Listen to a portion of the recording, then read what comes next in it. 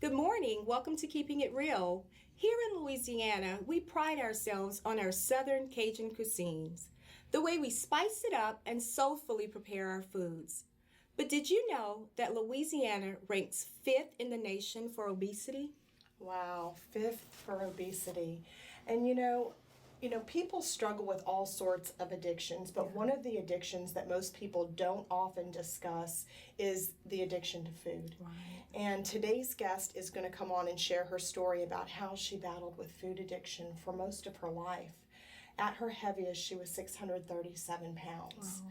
But you are not going to believe what she looks like today. Stay tuned when we come back. Kristen Maddox overcame a 12-year addiction. Now she pulls others out knowing that some have escaped death for the last time.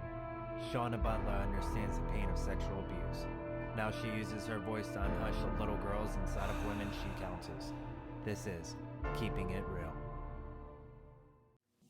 Welcome to Keeping It Real. Today we have Karen Hilton on the show, and I'm just so excited about her being here. She's going to tell her journey with a food addiction that she's been battling with ever since she was a little girl.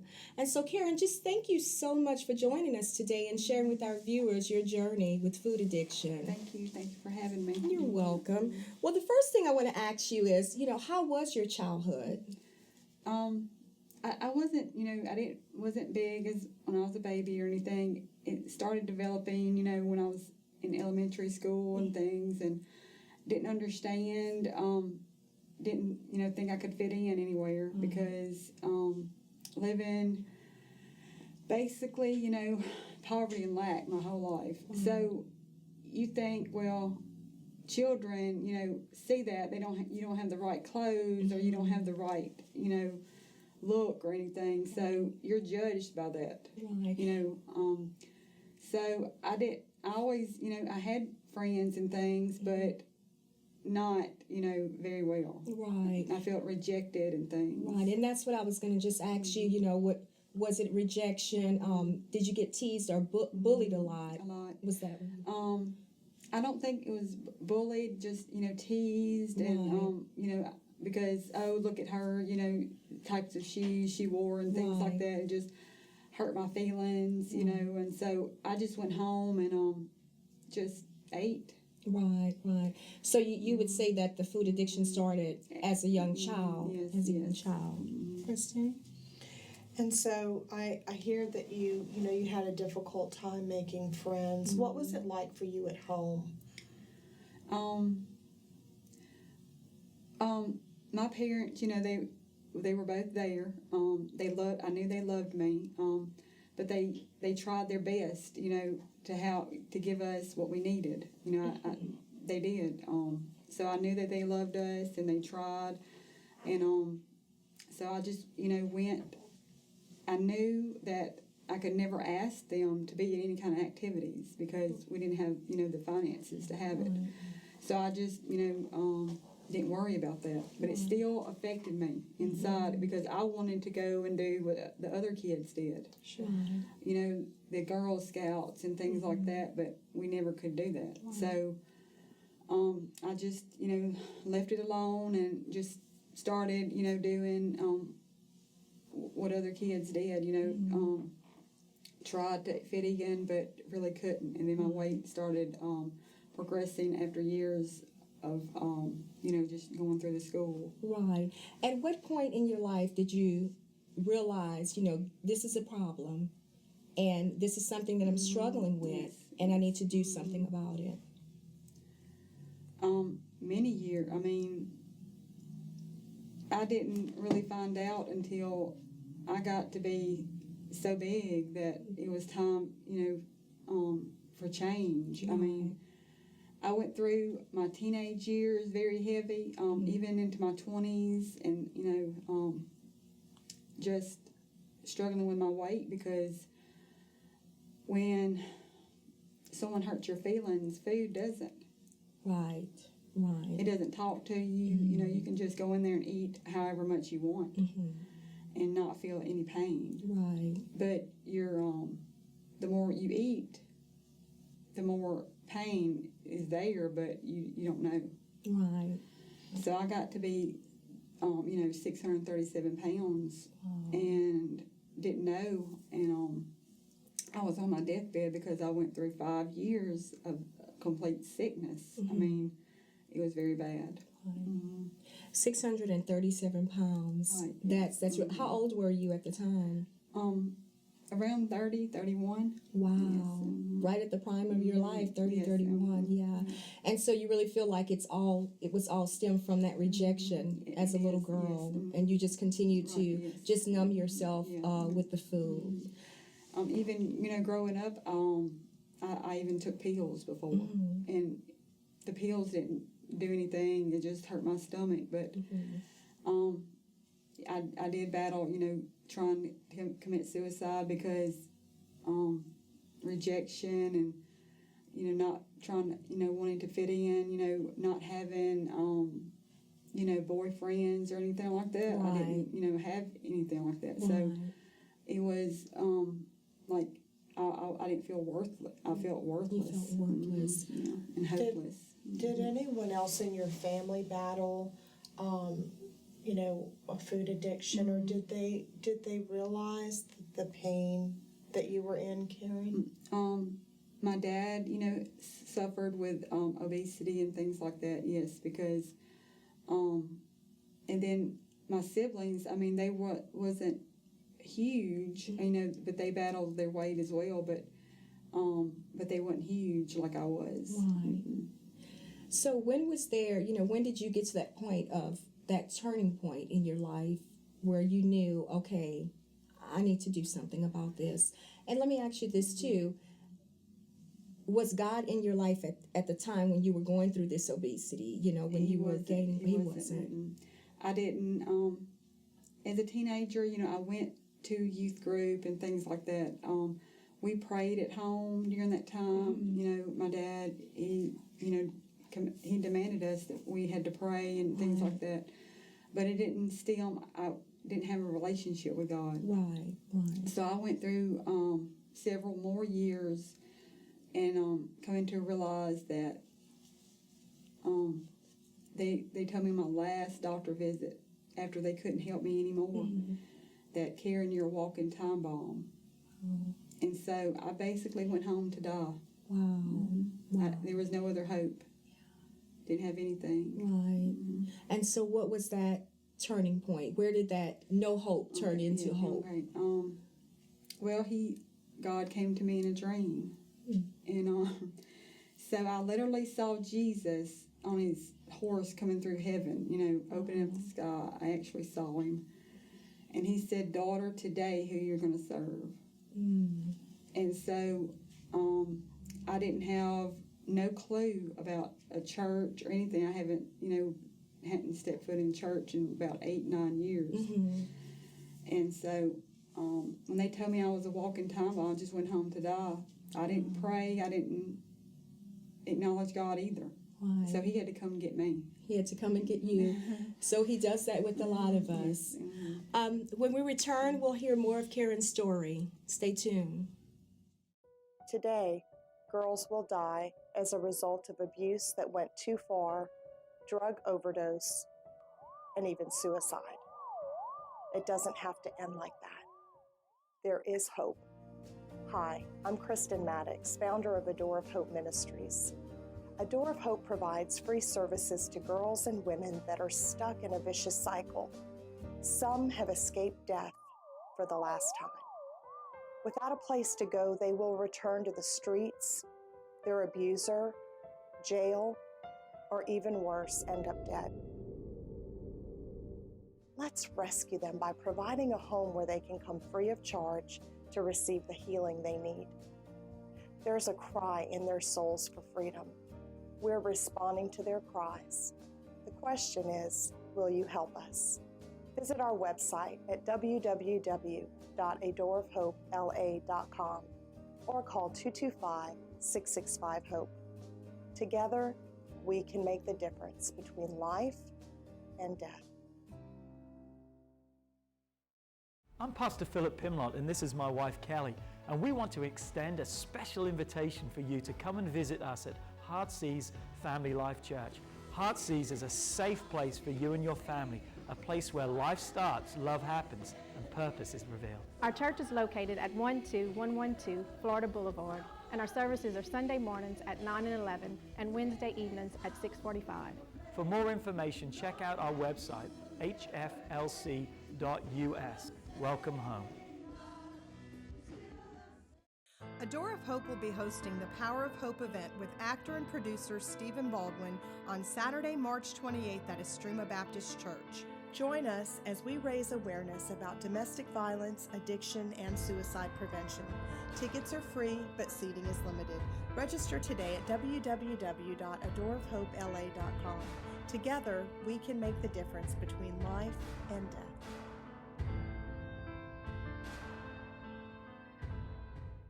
When we left off, Karen was telling us about how God had to come and get her.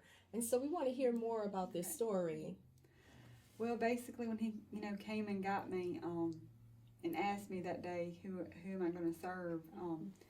It was May 10th, 2009, and I got up and didn't know where I was going, what church. Mm-hmm. So he directed me into the right church that day.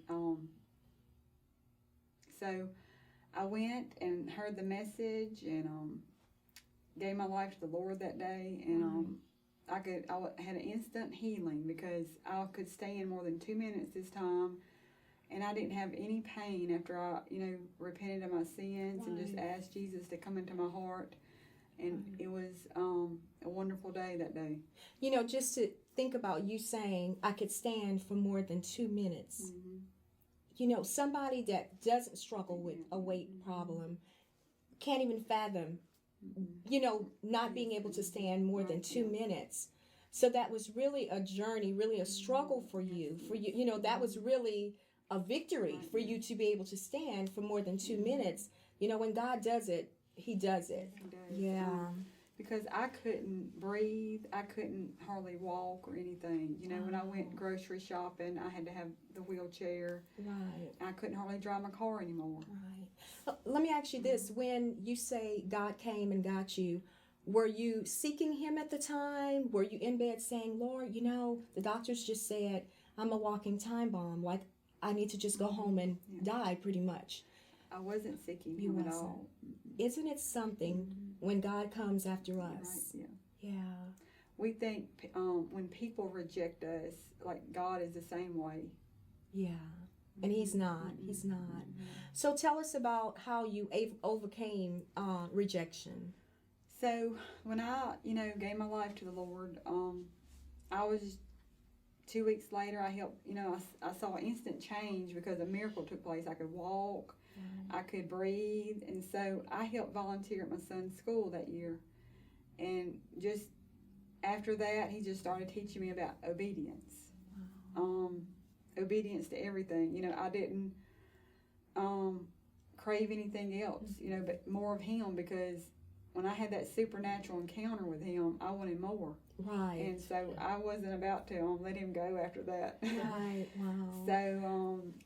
So after a couple months, I was in my bathroom, and I said, Lord, I'm 637 pounds, and there's no possible way in the natural ever I could lose this weight on my own. Right. If I could, I would have already done it.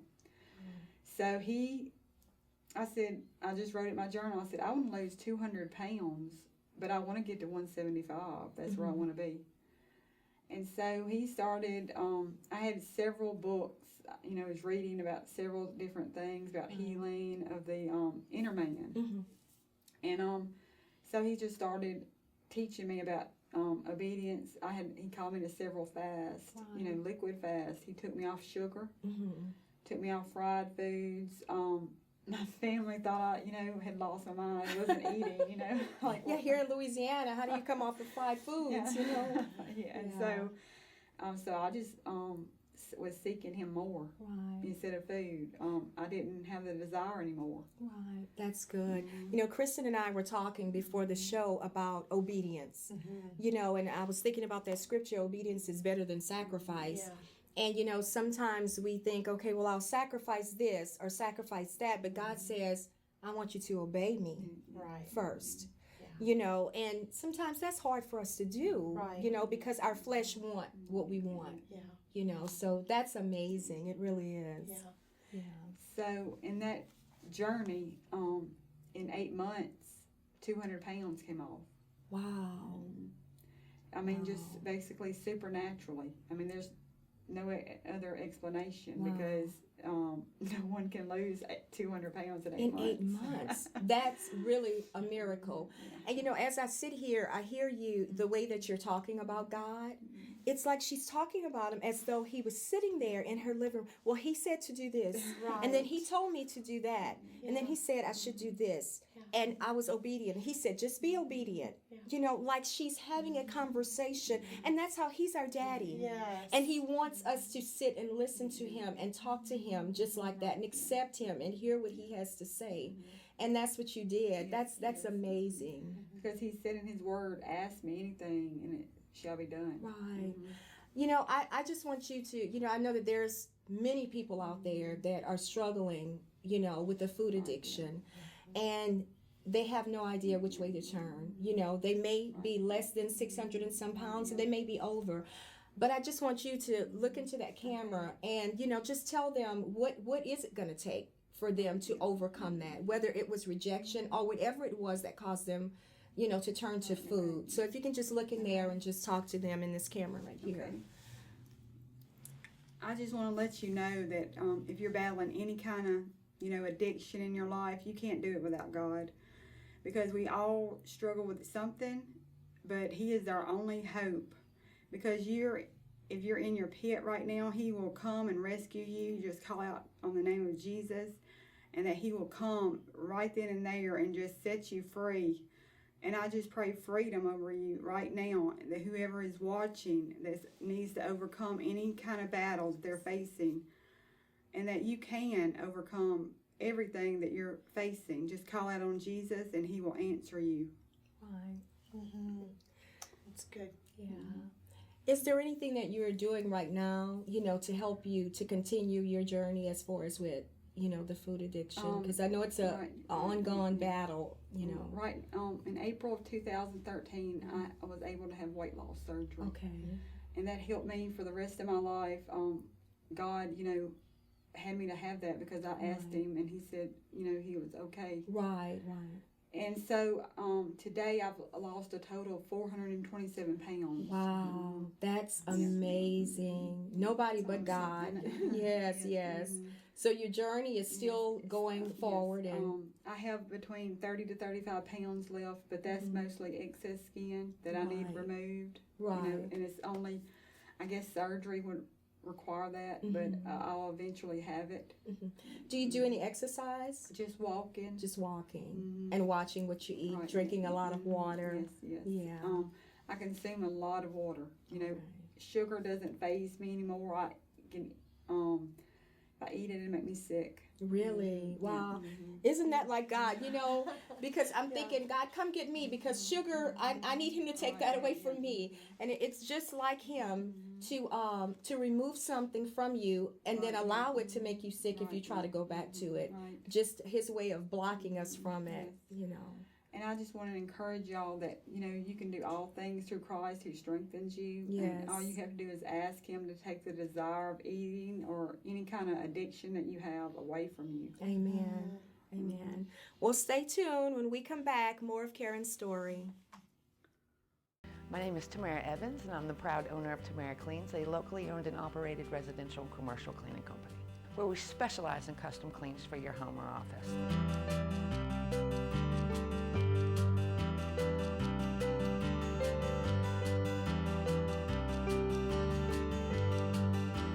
We cover Ascension, East Baton Rouge, and Livingston Parish.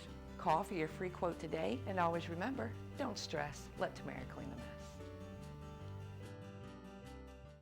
A Door of Hope will be hosting the Power of Hope event with actor and producer Stephen Baldwin on Saturday, March 28th at Estrema Baptist Church. Join us as we raise awareness about domestic violence, addiction, and suicide prevention. Tickets are free, but seating is limited. Register today at www.adoreofhopela.com. Together, we can make the difference between life and death.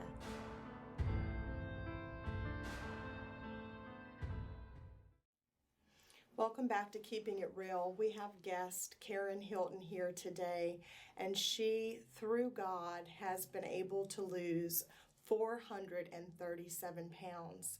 And she shared earlier how she really struggled with rejection growing up, and that stemmed from growing up in poverty and just different things that she struggled with as a child. And I know that for many of us, a lot of times we're running to something for different reasons, and it may not be rejection in your life. It could be that you struggled with childhood sexual abuse, a past abortion.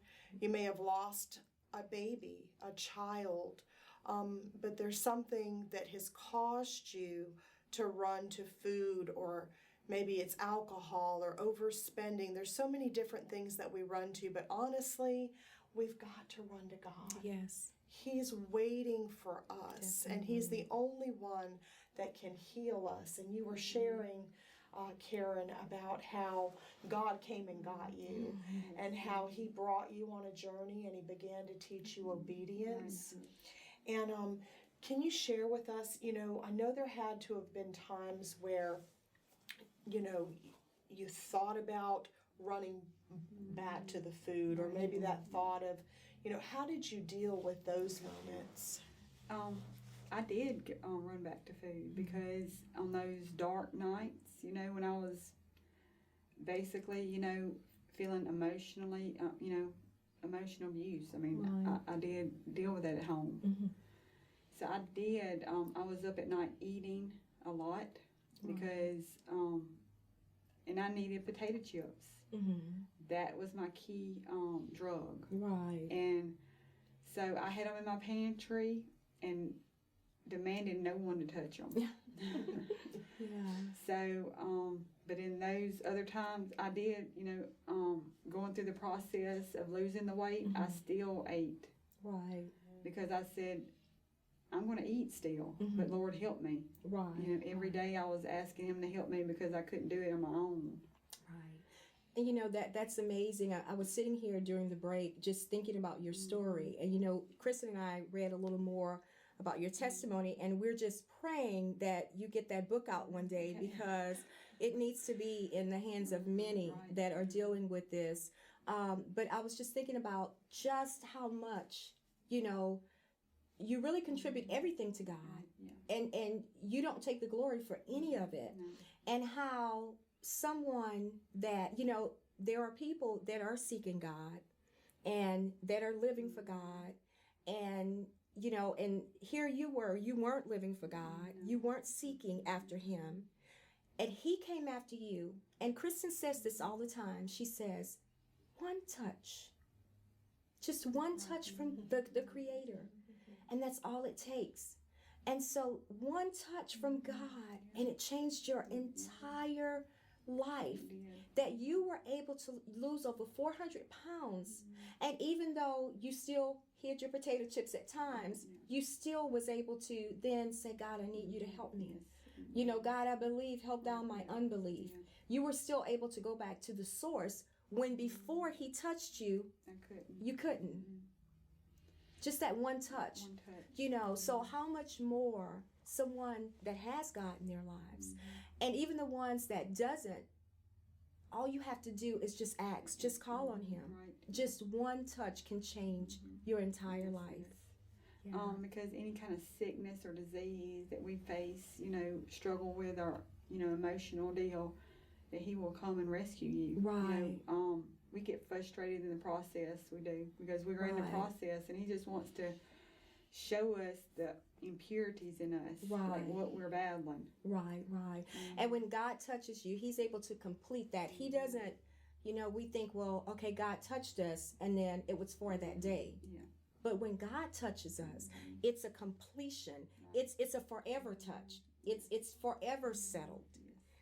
So when He touched you that day, even though you still may have struggled, that one touch covered that struggle, and you were able to make it through. So God is able. He's able. And I think about, you went home after your doctor's appointment with absolutely no hope. None. You, in your mind, you were going home to die. and one touch. And now I believe that God has brought you on a journey, and He's been teaching you who He's created you to be, and that your life and your journey is for a far greater purpose. It's to reach out to people that are where you were all, those many months ago, and to encourage them and to point them to the Lord and say, He's the answer. He'll meet you wherever you are. Yes. He'll heal every hurt, every wound, and whether it's rejection or whatever it is. And now he, brings me to people on the streets. I pray for people everywhere I go when he directs me. Wow. Well, I guess when he came looking for you on that horse, there was something, he had a plan. It was something that he had for Karen to do. And he needed you to take some of that weight off. So he said, I'm just going to have to go get my daughter and, and get her on that path. And wow, could you have even ever imagined yourself praying with people? I would not, because being shy and timid my whole life, not really talking. Right. I would never imagine today would be like this. Right. And that's what the enemy does. He causes us to cover ourselves in food. Yes. And other things, rejection and just all kind of issues that we deal with, because he doesn't want us to see who God created us to be. And when we allow God to come into our lives and start chipping away all of these issues that the enemy has placed on us, sometimes from a little child, and then we start to see things clearer. I know one day I told Kristen, I said, sometimes we're so close up to the painting that it's blurry. We can't see it. But then God has to allow us to step back. And as we step back from it, we get to see the vision, the bigger vision, of what it is. Wow, okay, that's a painting of an eagle and it's so beautiful. But when we're so close up to it, when you were so close to eating the food, you couldn't see what God had for you. So God has to allow us to back up from what it is that's causing us harm. And then we can see the bigger picture. Wow, this is who God created me to be, So he had to take off some of the weight, cause you to start focusing and hearing his voice. And now you're able to go out and help others to hear his voice. Yes. That's amazing. You're very, very inspiring. Thank you. And he also said, I overcome poverty and lack, because from generational back. Yes. Right. So the more I give, the more he gives me. That's right. I can't outgive him. Wow. That's amazing. He gets better and better every day. Yes, it does. Yes, it does. Karen, we want to thank you for being on Keeping It Real today. Your story is truly one from a caterpillar to a butterfly, and you're absolutely beautiful. Thank you for sharing your story. Thank you for having me. Real lives, Real stories. here on Keeping It Real. Today's episode's closed caption sponsor is Tamara Cleans. Always remember, don't stress, let Tamara clean the mess.